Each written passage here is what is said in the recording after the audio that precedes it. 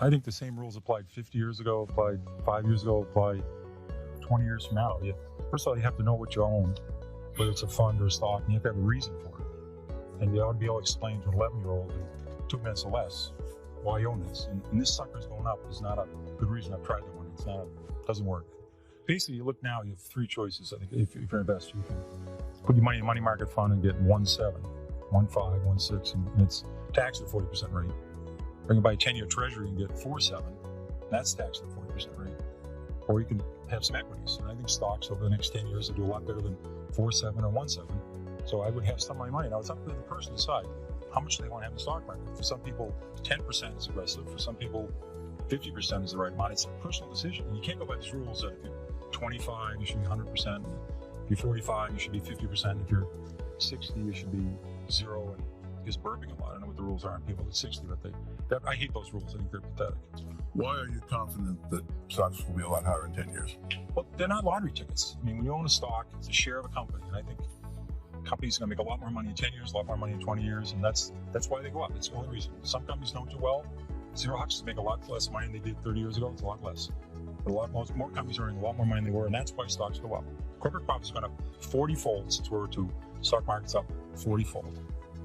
It's 25 years since you started running Magellan. You have been director of research for Fidelity. You've been with them since, I guess, 69. What are the most conspicuous mistakes you've seen investors make?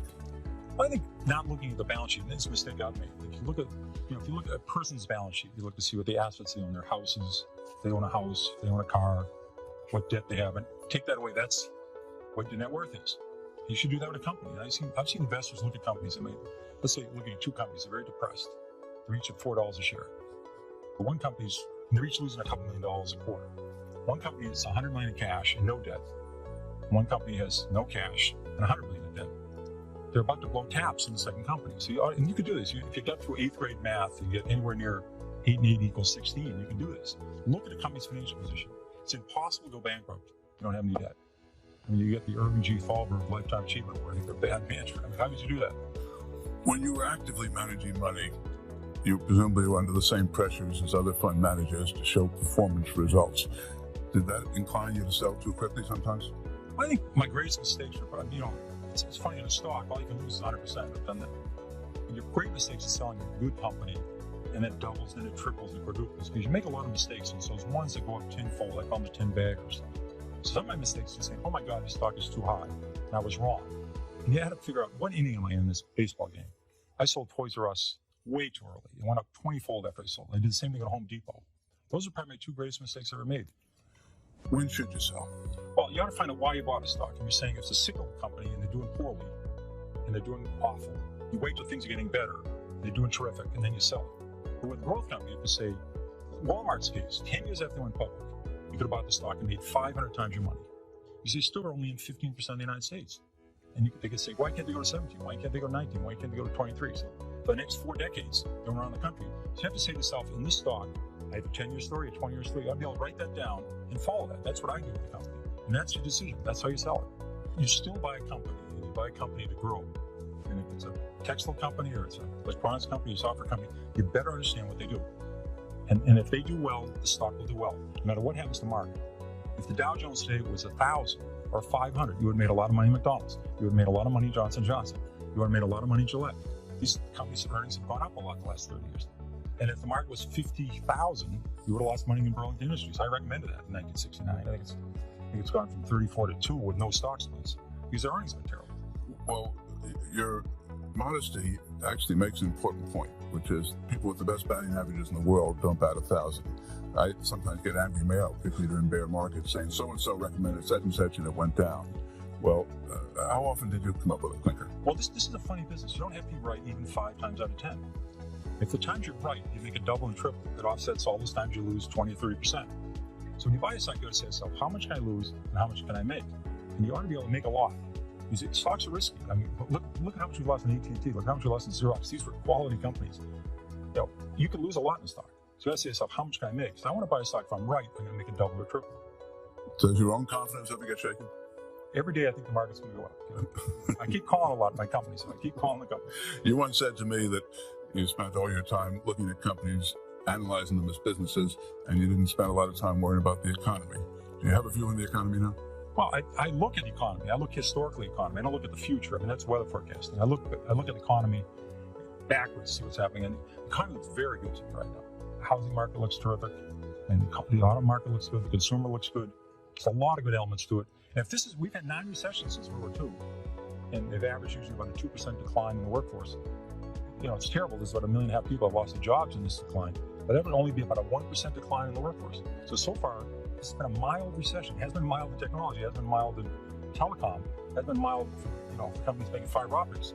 But it's been a normal recession. And I would never bet against the American economy. It's powerful. You were never a big fan of the technology group, are you now?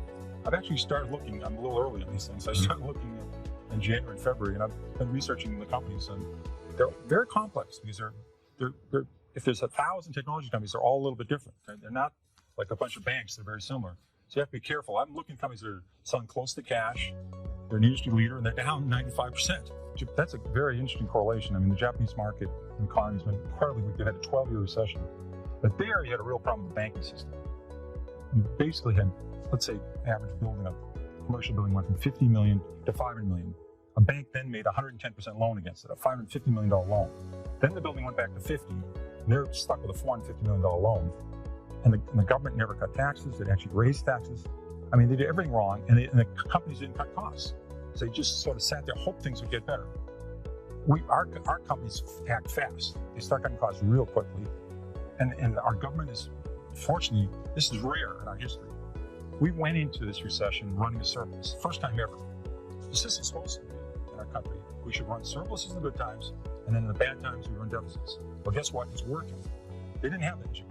Japan now it's wasted 12 years. I don't think this doesn't look to me at all like Japan. We're starting to get better already. Peter, Lou asked you a question about sort of the typical investor mistakes. And when you started in the business, I know the average investor held mutual funds for 16, 17 years, and now it's down to less than 2 years. Right. Do you think that's one of the problems if time horizons got too short? Well, I think also what they have to say, what do I want? Do I need the money in a year? Do I need the money in 5 years? You're a terrible investor, you need the money in a year. If you need it for college, to send your kids there, or a wedding, you're not going to be a good investor. Then you have to do some homework and say, should I have 10 growth funds? That's silly.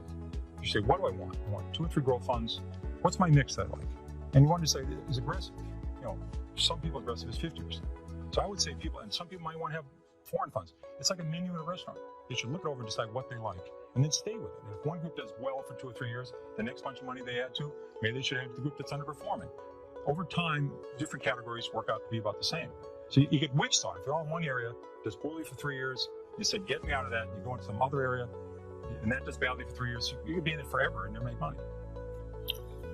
Peter, does this market remind you of any that you've been through before? I would say the 90 bear market is very similar in many ways. I mean, we did think Saddam Hussein takes over Kuwait, and we sent 500,000 troops to Saudi Arabia. All the people are saying it's going to be Iraq's the 3rd largest army in the world. It's going to be another Vietnam. We had a recession. We had all these banks in trouble. Right now, our banks are in terrific shape, which is major positive. So that was a very scary environment. And we had defaults. I mean, it was an ugly environment. Everybody was afraid. So I think that was a very similar market. And I think 81, 82 was ugly too. We had 20% prime rate, double-digit inflation, double-digit unemployment. So those are scary markets. And then top it all off, the 73, 74 market, as you remember, the Nifty 50, we had that. We had it in technology stocks. So we had 95% declines. And, so we combined 3 markets into one special case. It's been very fast. We have less than a minute left. Those who are less sanguine about the economy than you've just expressed often cite the recent declines in the dollar and the shift from surplus to deficit as negatives. You seem to indicate that they're positives. Why? Well, I think the government running a deficit is terrific. That's the way it should work. I mean, when they were running a $200 billion surplus, which they're taking $200 billion out of the economy. Now the government's running a $100 billion deficit. It's pumping $100 billion in. It's a cushion. So you don't see a double-dip recession coming? I can't predict the future. That's a healthy thing to have buffers in the economy. We've had 9 recessions since World War II. We've got out every one of them. The system works. If you could give one sentence of advice to scared investors right now, what would it be?